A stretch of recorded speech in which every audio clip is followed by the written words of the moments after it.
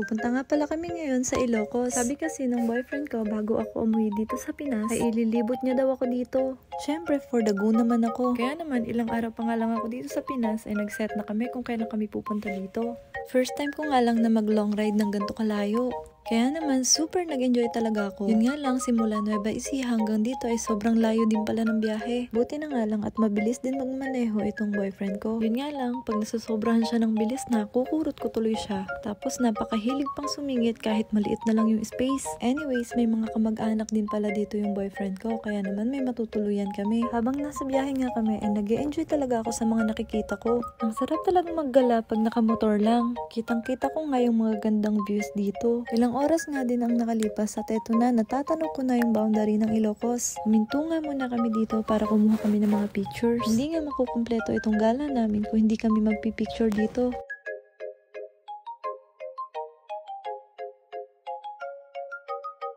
Pagkatapos nga namin mag-picture ay dumiretso na ulit kami sa biyahe. Pahapon na rin kasi baka gabihin kami.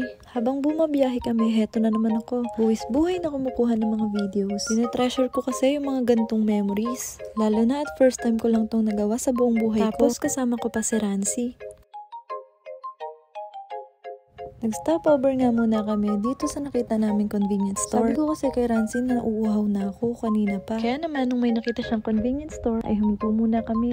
Pumasok na kami sa loob para mamili kung anong iinumin namin. Ang sabi ko sa kanya ay Vitamilk na lang yung kuhanin niya. Yan nga lang yung binili namin tapos lumabas na rin kami. Dito na nga lang namin ininom itong Vitamilk sa labas. Hapon na yan pero sobrang init pa din. Kaya talagang mauuhaw ka sa biyahe.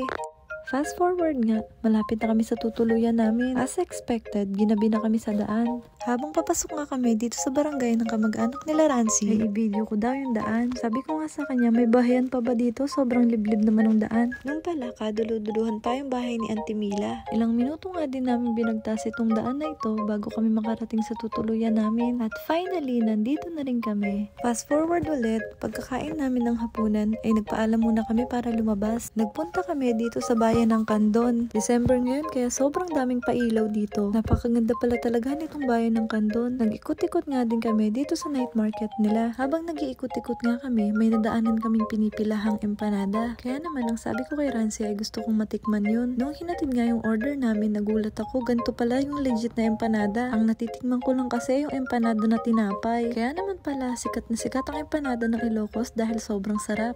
Hinahati nga ni Rancy yung dalawa para parehas naming matikman. Magkaiba kasi ng flavor yan.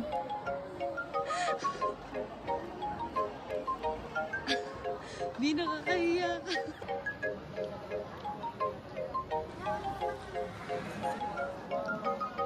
Naka-play na yun. Siyempre. Pagkatapos nga namin kumain ay dumiretso kami dun sa isa pang kamag-anak nila. Kaya nga lang hindi na ako nakapag-video dun. Nalobat na rin kasi yung cellphone ko. Shoutout na lang kay Auntie Feli. Salamat po sa pabaon na mangga. Pati na din po kay Auntie Mila na nagpatuloy sa amin. Salamat po sa mga masasarap na pagkain na niluto nyo. Anyways, dito ko na rin tatapusin yung video ko. Part 1 pa lang to. At sana, panoorin nyo pa rin yung part 2 na i-upload ko. Thank you for watching. Follow for more.